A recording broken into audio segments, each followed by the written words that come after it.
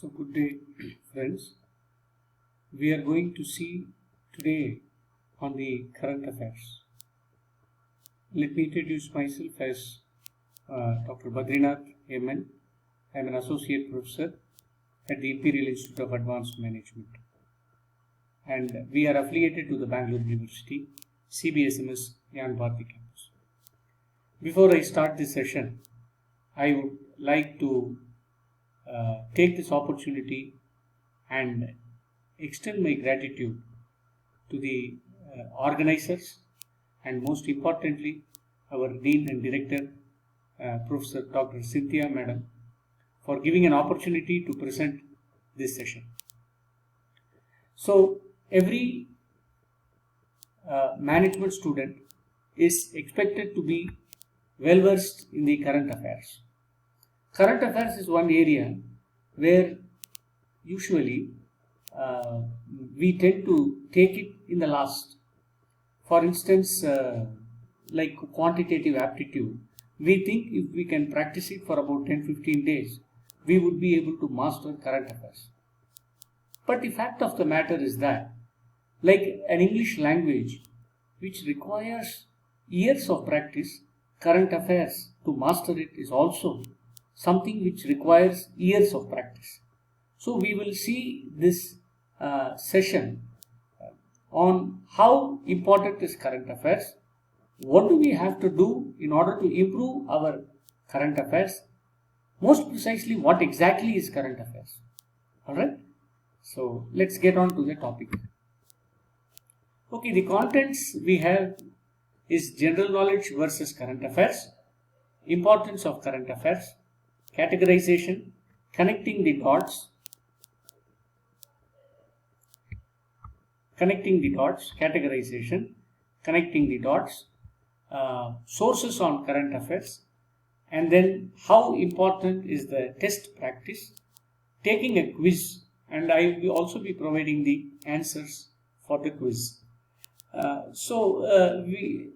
We will have this session in 2 or 3 parts.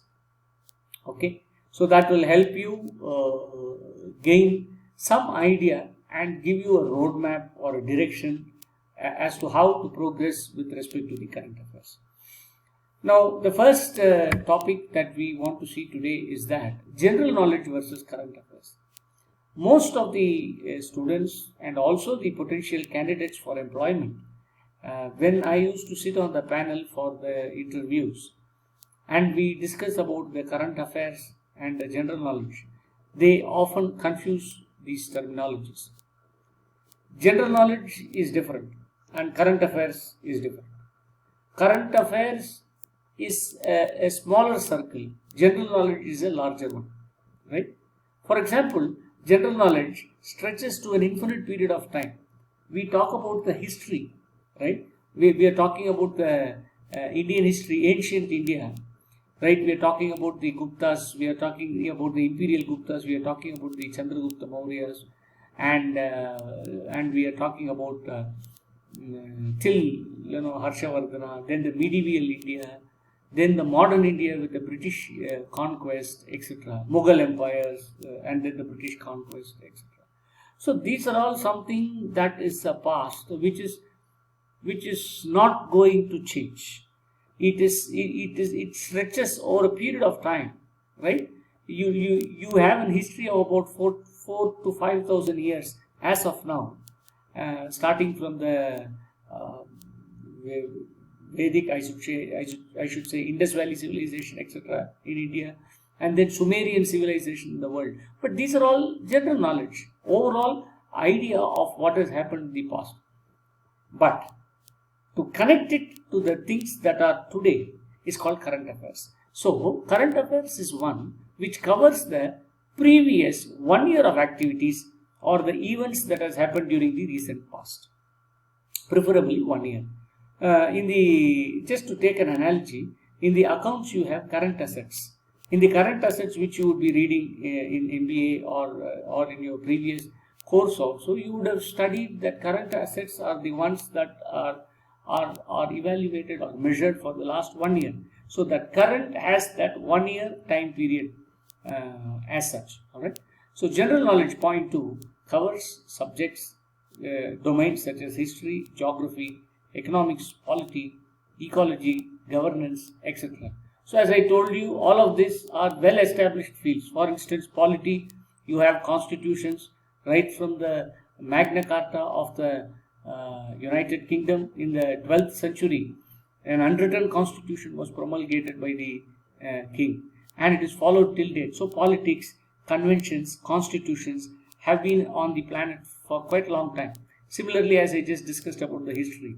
And coming to geography, so much of things have been discovered. Almost all the land areas and the sea in the planet Earth has been covered, mapped. What we today popularly have these cartographic satellites that are just revolving around and capturing remote sensing images, all these things. But they are all current affairs, but they are connected to the geography. Similarly, ecology, governance, these are all some of the governance. We talk about the Chanakya Niti, right? It's not something new. Administration is not something new. It has been there for ages. But the administration, the strategies, the techniques and the tactics keep changing, in effect evolving, right? So the current affairs that covers all topics as in contrast to general knowledge, which are of specific domains, right? In history, Indus Valley civilization is a historical past.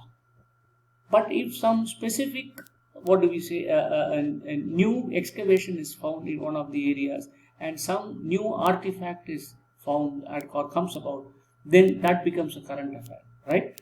Which means we have found or discovered something new about the historical event. So it also would include people, places, appointments, events, and more.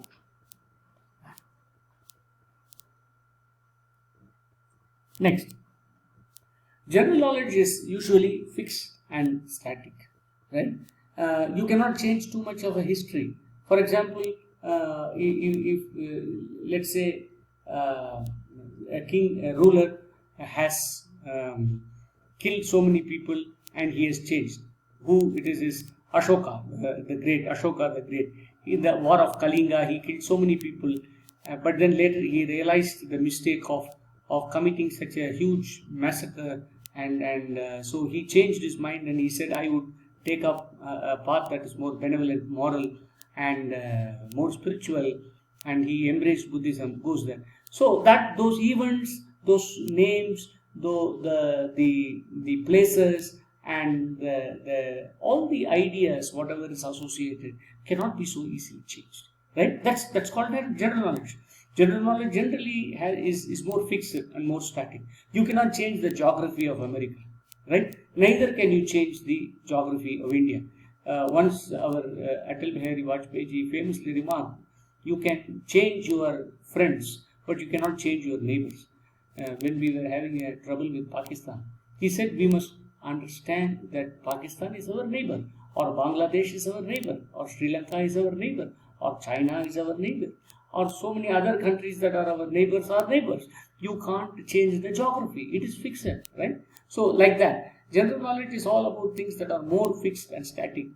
As in current affairs, it is more changing and dynamic. What was relevant last year will not be relevant today. Today we are talking of COVID, we are talking of vaccines. Let's say 5 years hence, if this COVID problem is totally annihilated with the help of science and technology, bringing about some wonderful vaccines and curing all the people, etc., then this would be a past relic, right? No one is going to be too much bothered about it. And that current affair, 2021 current affair, is not certainly going to be valid in 25 or 28 current affair. Of course, you might have other problems, but not necessarily the same one. So therefore, the current affairs are always changing and they are dynamic. All right. So then it provides past and perspective to the current affairs. See, general knowledge, as I told you, is connected to current affairs. In what way? Because it provides the historical perspective, whether it is a geography or whether it is an economy or whether it is governance or whether it is polity, there is always a past to it. There is always some kind of a background to it, right? So this background is brought about so that the current affairs can have a meaningful perspective. It provides relevance. Current affairs provides relevance and meaning to the general knowledge and meaning to the general knowledge. Okay, so this is the broad difference between general knowledge and current affairs. General knowledge is a larger field. It is more fixed and static, whereas current affairs is a smaller field, and it is more changing and dynamic. All right. So what is the importance of current affairs quickly? Again, all these things are there. Whatever I have written, you could read it. But the most important thing is whatever employability related idea that you take up in order to secure a job for yourself. Everywhere current affairs will be tested and touched. For instance, that if you read a paper, if you are gaining a current affair, it will improve your analytical ability. It will improve your communication ability. That is the English vocabulary and the phraseology that you use. It is going to be of help to you when you are going to discuss in group discussions. Right? Group discussion is one of a very significant feature of employment process. So if you are in a group and you are not able to talk for want of points, or you don't even know what the topic is running, then it is a sheer embarrassment to you. Thus, if you are going to be trained well by reading a lot of current affairs, news dailies and other things, you are up to date with information, facts, figures and statistics. Then you would be more analytical, objective, and you would win the argument. You would be able to debate more healthier, in a better fashion, more logically, rather than in ignorance. Right? And finally, personal interview again. So many people will teach you how to attend a personal interview, but inside the personal interview, the questions when the questions are asked, how you respond is one, but what you respond, what is the content? Are you able to exactly understand what they are saying? Right? Today, India is a part of Quad. It's a world affairs. It's an international affairs. Quad, QUAD. So this is the new framework that is coming about. Okay.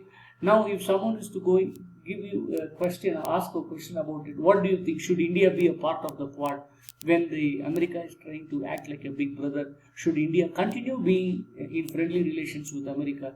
You have no clue about it because you have not read any of the content, or the background you do not know, or what is happening in the world we are not aware, because we have not updated ourselves with the current affairs.